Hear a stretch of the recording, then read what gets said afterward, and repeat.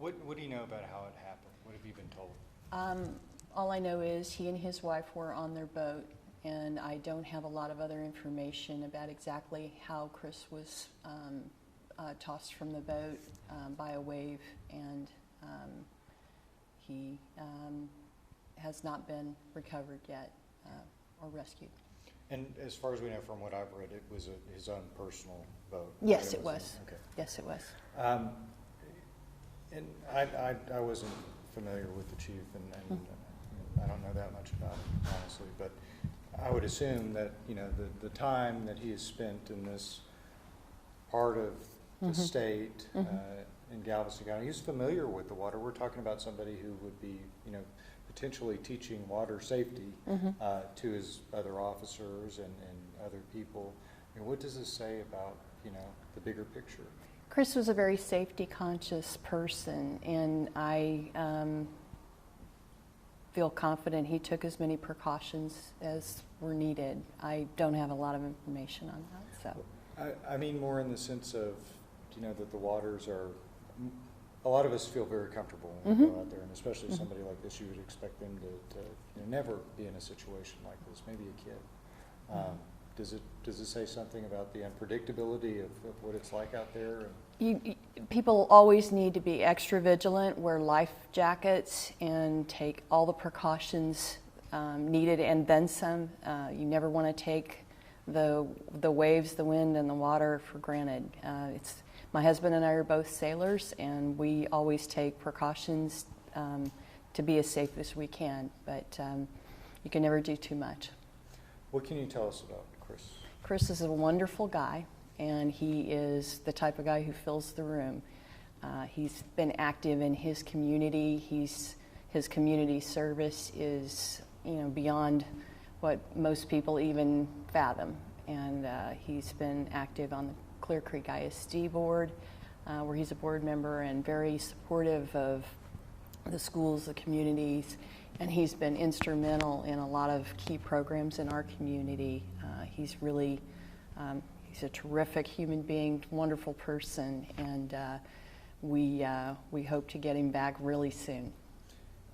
What can you tell us about his family? What communication have you had with them? Are they doing okay? I can imagine they're heartbroken. I have not had any communication with his family. I can only imagine that they are having a tough time right now, and we've encouraged everyone to make sure they respect the privacy of the family, and we have offered them some support from our police department and from our city to the fullest extent that they need.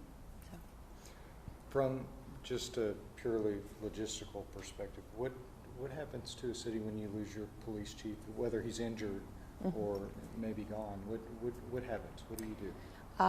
Well, we will have to address that when we have more information about what exactly has happened and what we're reacting to. Right now we have our full force police department in place with some good leadership in place right now, and we have our emergency management coordinator, Brent Hahn, who's our fire chief, also spearheading the emergency efforts associated with the search and rescue.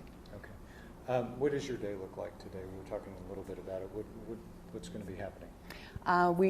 Landry's has generously donated some food for the first responders, so we'll be taking that food down to them around lunchtime, and we'll be offering support to whatever we can do for the first responders there on the ground, and trying to do everything we can to help support the family, support the search and rescue efforts. And can you just kind of paint a picture of the sentiment in the community right now? Very concerned, very emotional. Have some of your citizens come to you with, Absolutely. My phone's been very busy the last 24 hours. We will be having a community support gathering at 6 this evening in our community center, and potentially a prayer service tomorrow as well. And we had a couple of prayer services last night, and I know that all the residents are very vigilant, hoping for good news. So. And what are your words to your community? What do you say at a time like this? please pray for the safe return of our police chief.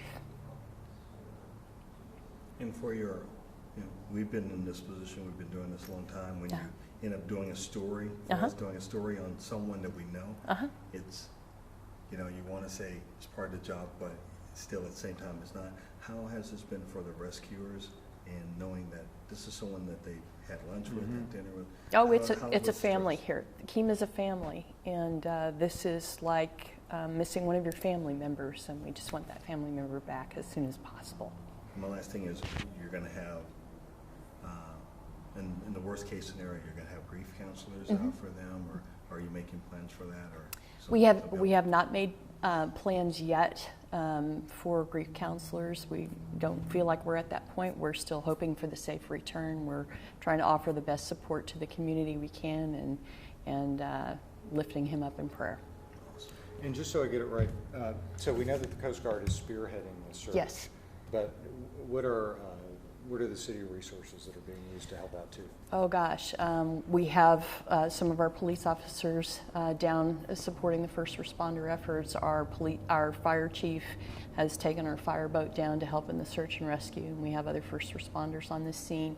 I know Galveston County has been very supportive, the Sheriff's Department, the Coast Guard, of course, and I do understand that EquiSearch is also on the scene assisting. We've, I think, even got some private citizens out there offering support or trying to help.